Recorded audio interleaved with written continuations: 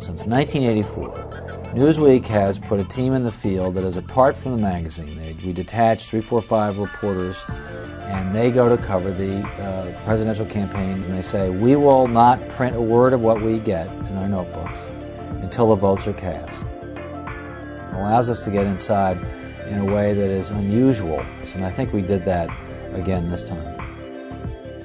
In terms of the Palin shopping spree, if that's what we want to call it, I didn't find out about that till quite late in the piece. I'd had several aides hinting that there was more to the clothes story than had previously been made public, but it wasn't until the last couple of days of the campaign, and even, to be honest, election night, that I found out more detail about that we ended up printing the magazine.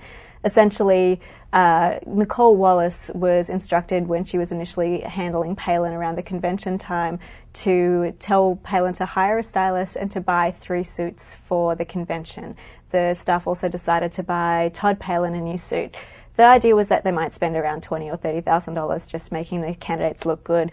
After that, Nicole Wallace and the other chief aides really had very little to do with the clothing, and a wealthy donor had allowed Sarah Palin and her staff to use his credit card to buy clothes, and was absolutely shocked when he got the bill. That was hundreds of thousands of dollars. We're not sure of the exact amount just yet, but we were told that it was thousands and thousands of dollars over the $150,000 that was originally reported in Politico. She had come out and said, look, about this $150,000 of clothes, I returned a third of them, I'm going back to my consignment shop. What they found was that actually she was still getting clothes delivered to her, that she was using low-level staffers to put the purchases on their credit cards. They say all this is going to come out when the RNC audits it all. That she went on this, as one of them kind of cruelly put it, this Wazilla hillbilly coast-to-coast spending spree, looting Neiman and Marcus coast to coast. Pretty tough quote. She bought clothes for her husband somewhere in the range of $20,000 to $40,000. She bought apparently $20,000 to $35,000 worth of clothes and accessories for her children. Staff joked to me about the daughters walking around in Gucci shoes and saying that they heard reports that she had to buy 13 suitcases to carry all this stuff around.